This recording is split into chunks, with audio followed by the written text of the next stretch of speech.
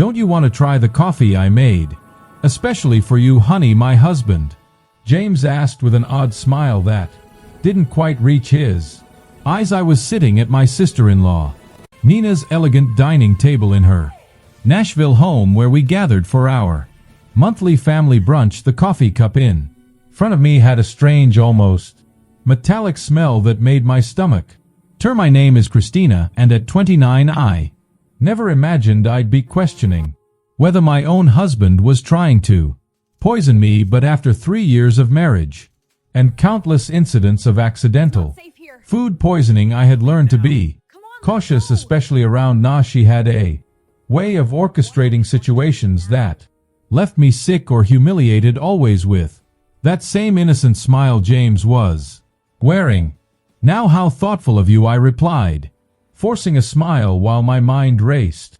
The aroma wafting from the cup was unlike any coffee I'd smelled before. It reminded me of the time last month when I'd ended up in urgent care after drinking tea at Nina's house. The doctors couldn't explain my symptoms, and Na had insisted she'd made the tea exactly the same way she made her own. Na watched me intently from across the table, absently stirring her own untouched coffee. James has become quite the barista lately, she said with a smirk.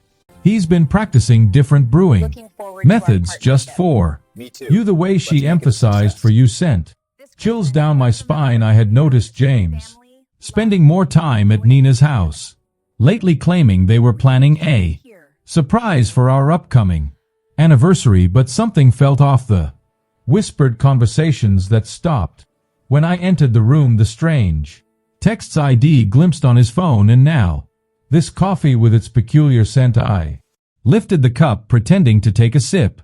While studying their expressions, James and Na exchanged a quick glance that confirmed my suspicions. Making a show of checking my phone, I stood up abruptly. Oh, would you look at that? I need to make a quick call for work. Na, would you mind if I use your study? As I walked past Nina's place setting, I deliberately stumbled, quickly switching our coffee cups in the confusion of steadying myself. I'm so sorry, I exclaimed, straightening up. I'm such a klutz sometimes. Nina waved off my apology with a tight smile. Just try not to break anything in the study. I nodded and hurried away, my heart pounding through the study's doorway. I could still see them at the table now. I just had to wait and watch from the study doorway. I watched Na lift the coffee cup to her lips, and my stomach clenched with anxiety. Part of me wanted to stop her, to warn her, but I needed to know the truth.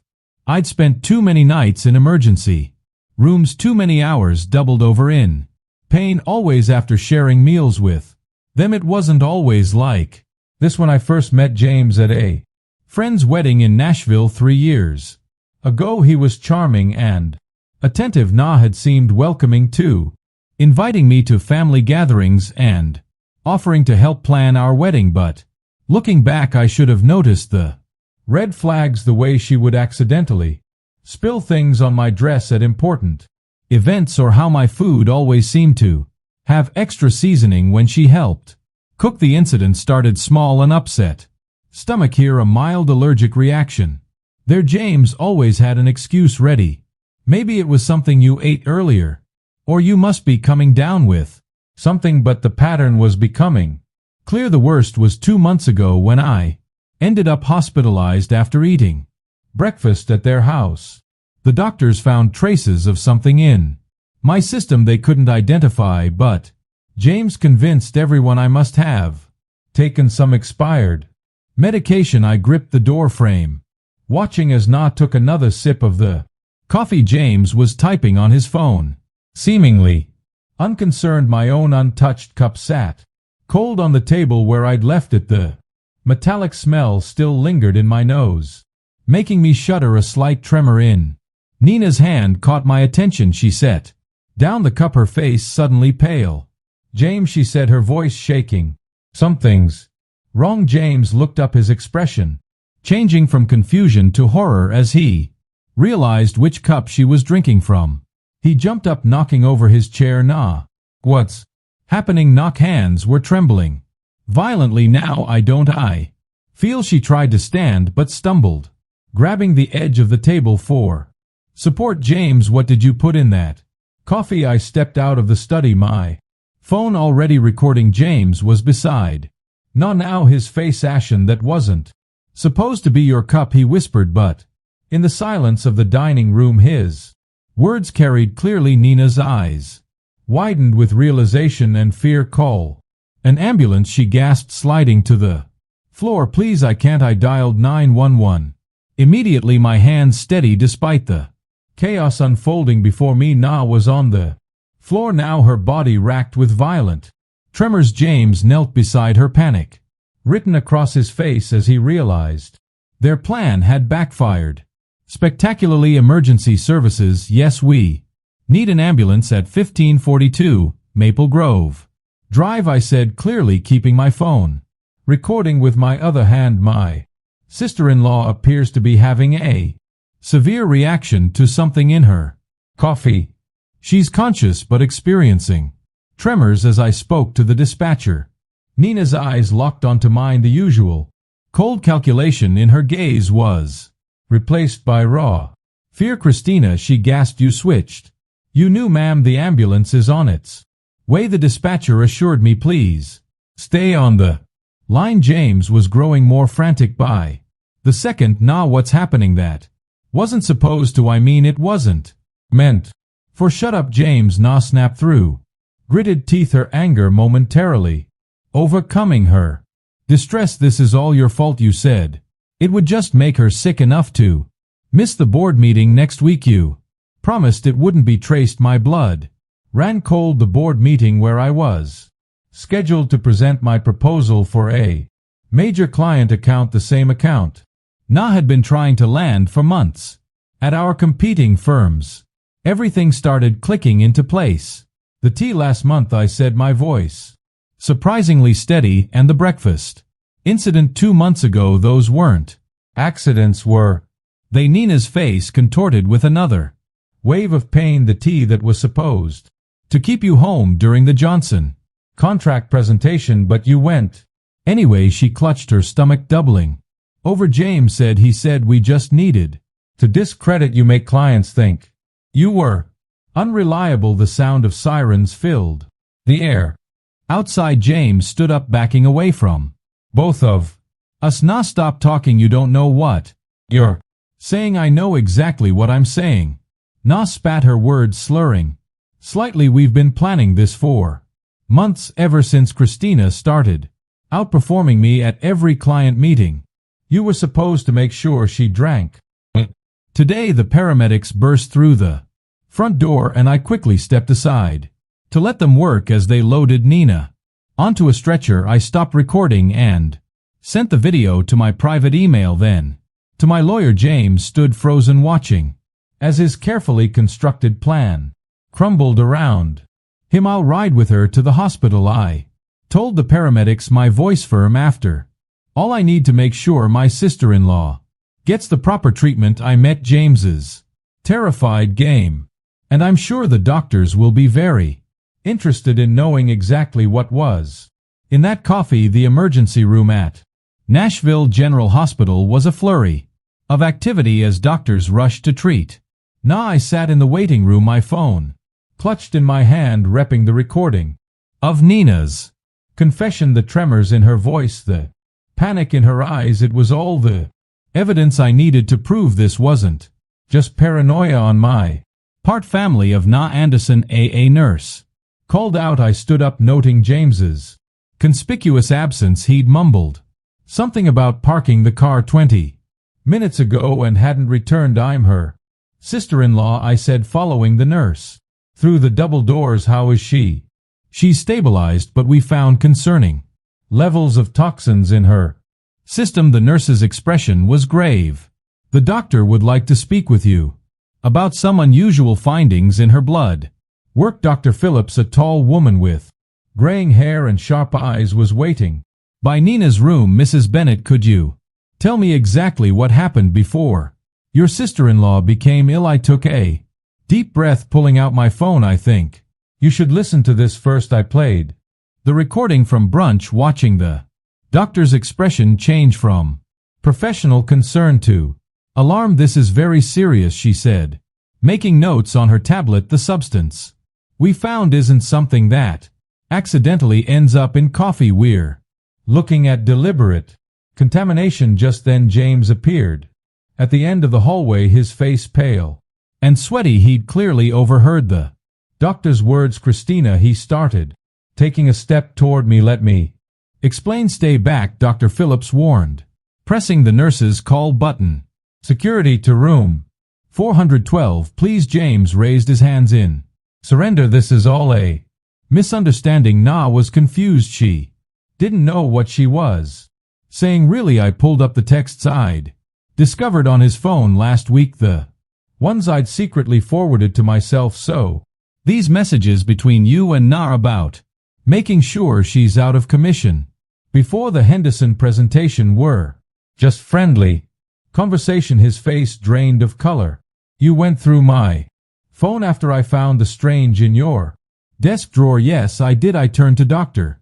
Phillips. "Doctor, I've been hospitalized 3 times in the past 6 months with unexplained symptoms. I'd like to know if they match what you found in Nina's system today." The doctor's eyes narrowed. "We'll need to run some tests to compare.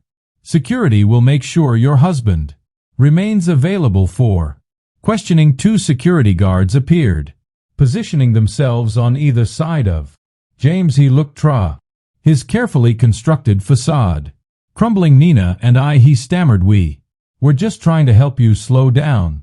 You were working too hard taking all the big clients." Na said, "If we could just make you take some time off by poisoning me." My voice was steady even as my hands shook with rage. "How long have you been doing this? Was it you who tampered with my food at the Christmas party too?" James's silence was all the answer I needed. Behind him I could see Nina's room, where she lay connected to various monitors. Her earlier bravado was gone, replaced by the fear of someone who knew their schemes had finally caught up with them. "Detective Mendoza is on her way, Dr. Phillips said quietly. "She'll want to take statements from everyone involved." I nodded, feeling a strange sense of calm. The truth was finally coming out, and there was no going back. Detective Mendoza arrived within the hour, her presence commanding attention.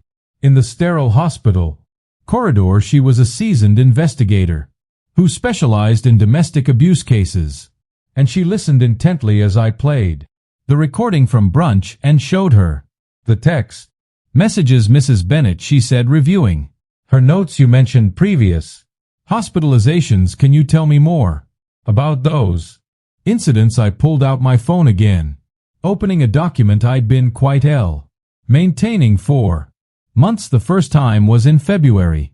After a dinner at Nina's house, I had severe stomach pains and dizziness. The second was in April, the tea incident, and then in June after breakfast with them."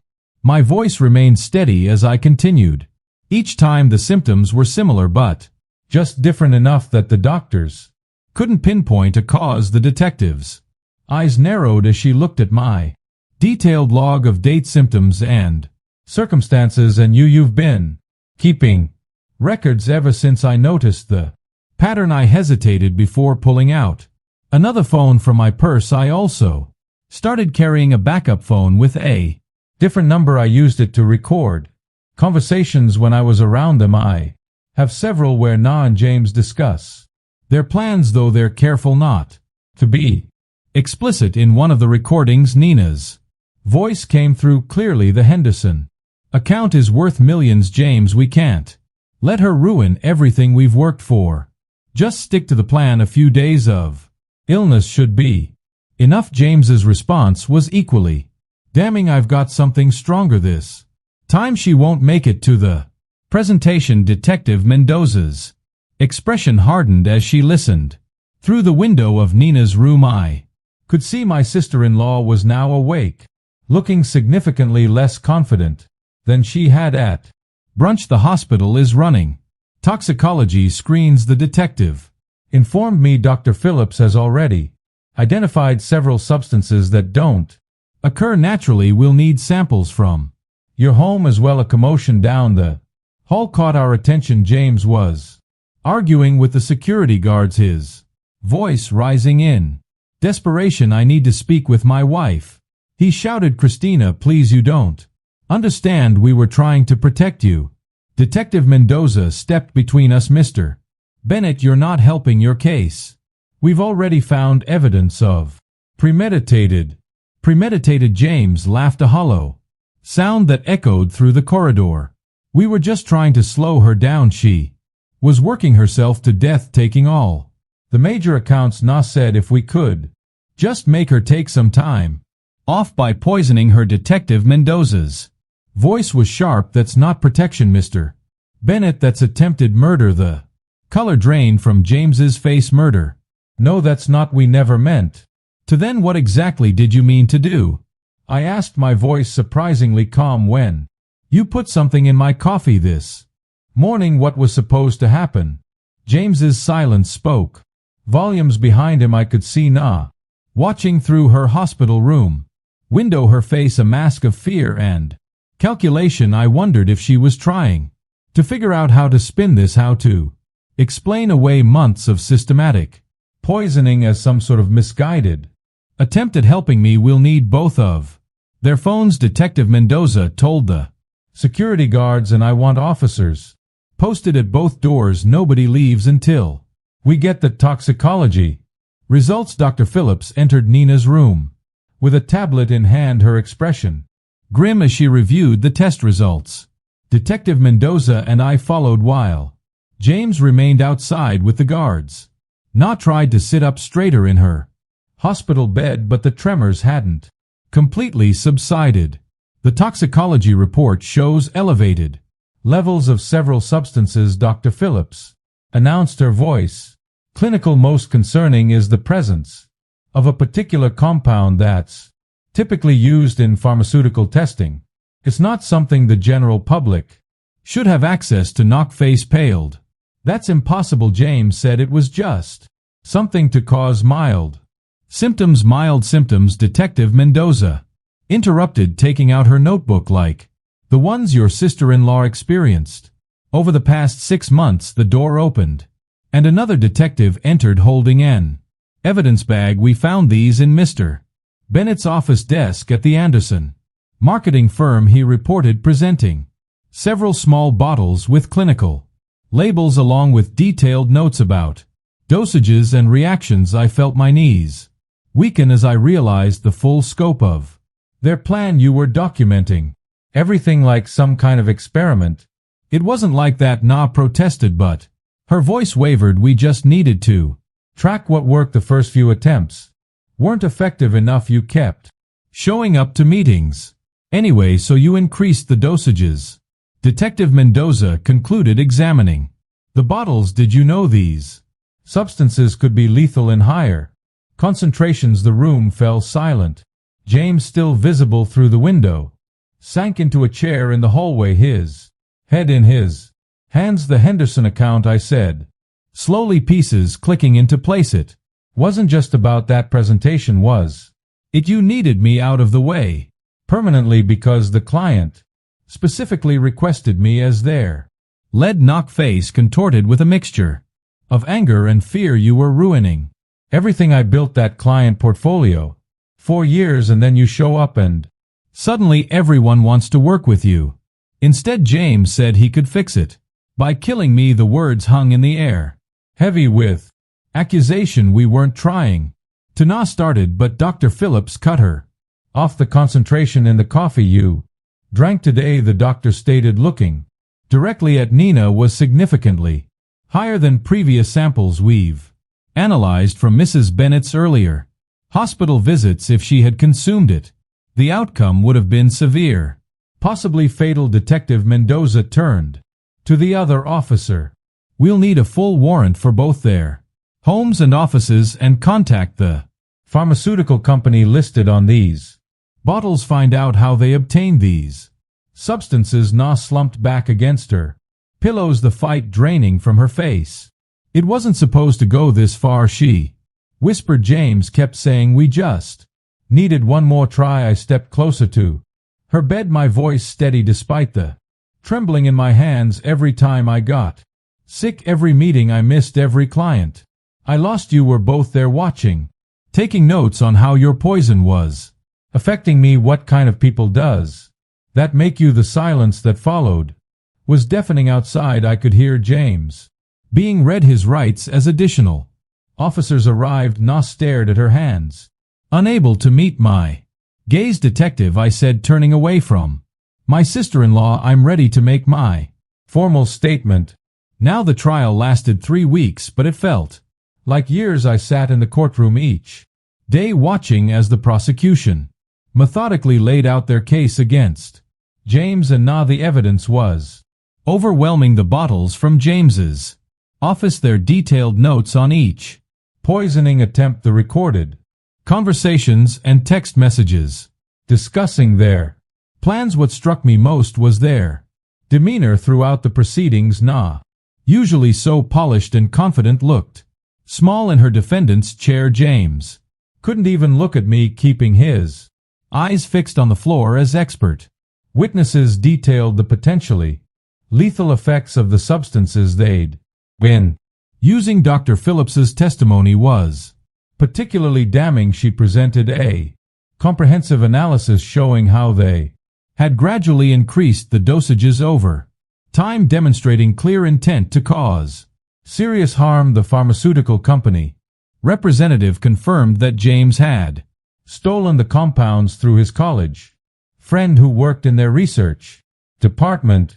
The defendants showed a calculated pattern of behavior. The prosecutor argued in her closing statement this wasn't just corporate sabotage, it was a systematic attempt to harm Mrs. Bennett with a clear escalation that could have resulted in death. When the verdict was finally read, I felt no joy, only relief. Both James and Nino were found guilty on multiple counts, including attempted murder and conspiracy. The judge's words echoed through the silent courtroom. The premeditated nature of these actions carried out against a family member over an extended period demands the maximum sentence. I watched as they were led away in handcuffs, thinking about how greed and jealousy had twisted two people I once trusted into something unrecognizable. Their business, their reputations, their freedom, all sacrificed in an attempt to destroy me. 1 year